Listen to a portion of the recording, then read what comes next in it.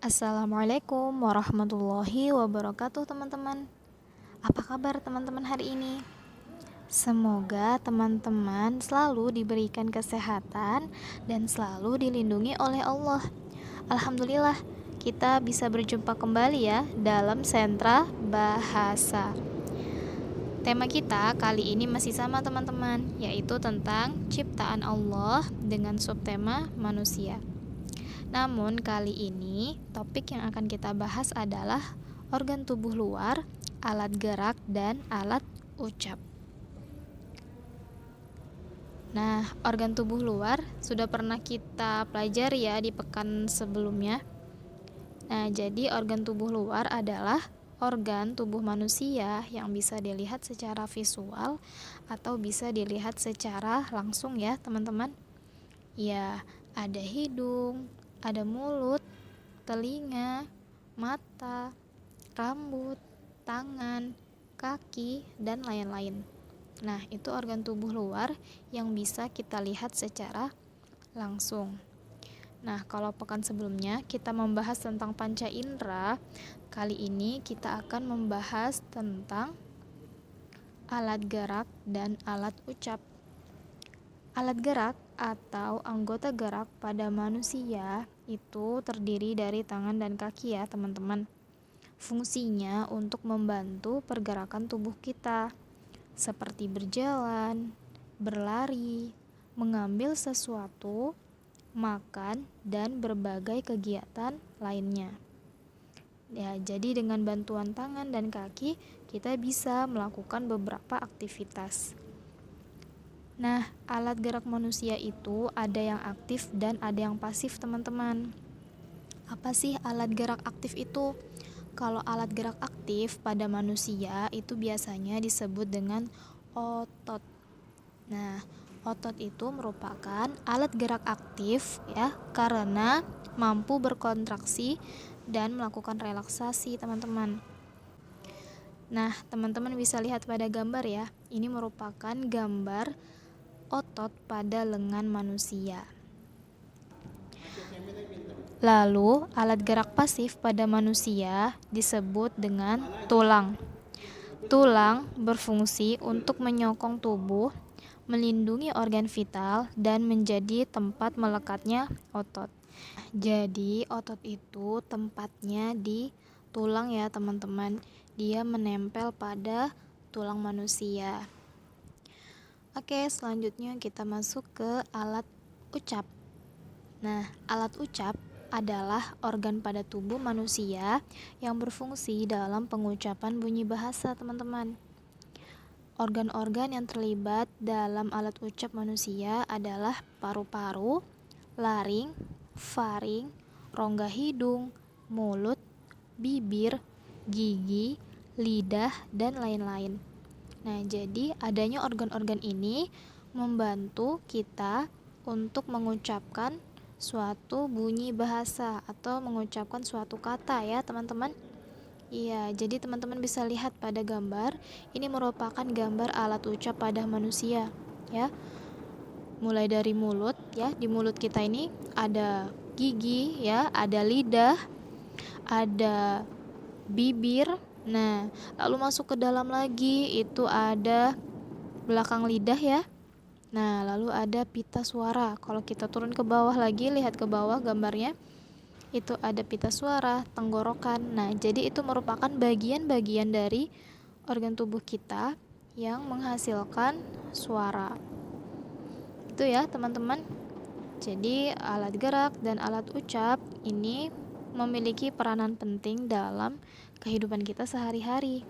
Alat ucap untuk membantu kita berbicara, lalu alat gerak itu membantu kita untuk bergerak ya, untuk melakukan berbagai jenis aktivitas. Oke teman-teman, selanjutnya kita masuk ke materi sentra bahasa. Kali ini kita akan membahas tentang penulisan huruf kecil. Kita sudah pernah bahas ya waktu di kelas 1. Nah, sekarang kita mau melihat kembali, kita mau mengingat kembali penulisan huruf kecil. Jadi teman-teman sudah tahu ya, ketika menulis nanti tidak mencampurkan huruf kapital dan huruf kecil. Kalau misalnya teman-teman menulis huruf kecil semuanya. Tapi kalau teman-teman menulis pakai huruf kapital, semuanya harus menggunakan huruf kapital. Nah, kita lihat satu persatu ya. Mulai dari awal. A, B, C, D, E, F, G, H, I, J, K, L, M, N, O, P, Q, R, S, T, U, V, W, X, Y, Z. Nah, ini ya teman-teman, penulisan huruf abjad dengan menggunakan huruf kecil. Jadi teman-teman udah bisa membedakan ya, mana yang menggunakan huruf kapital dan mana yang menggunakan huruf kecil. Oke, kita lanjut ke slide berikutnya. Nah, ini penulisan huruf abjad ya, penulisan kosakata dengan menggunakan huruf kecil. Nah, ini kita pakai suku kata ya teman-teman. Jadi kita memisahkan katanya. Mulai dari kata gerak, gerak. Nah, ketika kita mau buat suku kata, diingat kembali, satu suku kata itu terdiri dari huruf konsonan dan huruf vokal. Gerak, gerak. Nah, teman-teman lihat ya penulisannya, ini menggunakan huruf kecil. Kaki, kaki. Otot, otot. Nah, ini karena dia pengucapannya berbeda ya teman-teman. Otot. Lalu tulang, tulang. T-U, tu, L-A-N-G, lang, tulang.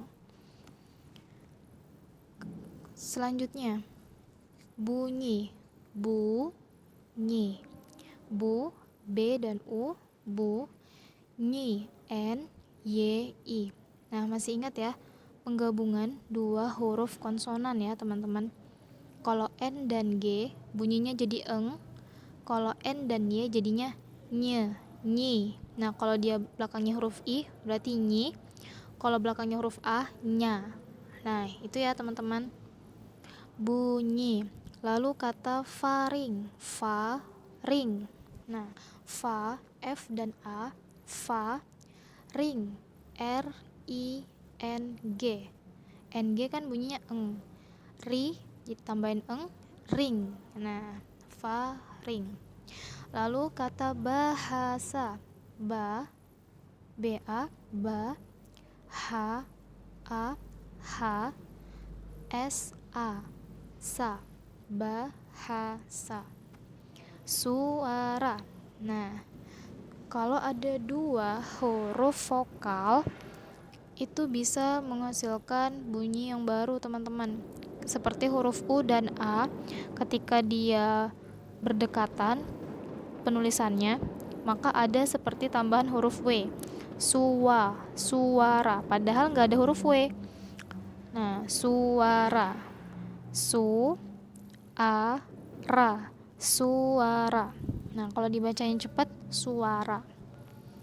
Jadi bukan berarti di situ ada huruf W teman-teman, tapi karena ada huruf U dan A, dia berdampingan, maka ketika disebutkan seperti ada huruf W. Suara. Oke ya teman-teman. Oke, nah selanjutnya kita langsung masuk ke tugas teman-teman. Hari ini tugas teman-teman kelas 2 adalah silahkan teman-teman tulis kembali huruf abjad A sampai Z dengan menggunakan huruf kecil. Nah, tadi kita sudah bahas ya. Silahkan teman-teman tulis di kertas buffalo. Teman-teman tulis dengan yang besar. Nah, jadi nanti teman-teman bisa tempel tulisan teman-teman ya. Tulis dari huruf A sampai dengan huruf Z dengan menggunakan huruf kecil. Seperti minggu lalu ya teman-teman. Minggu lalu kan menulis huruf abjad A sampai Z dengan menggunakan huruf besar.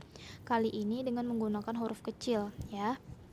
Lalu yang kedua, teman-teman gambar alat gerak dan alat ucap. Nah, teman-teman boleh gambar, lalu teman-teman tuliskan namanya dengan menggunakan huruf kecil. Misal teman-teman gambar kaki. Nah, teman-teman tulis namanya dengan menggunakan huruf kecil. Kaki. K A K I. Nah, misalnya seperti itu, ya. Jadi gambar alat gerak dan alat ucap.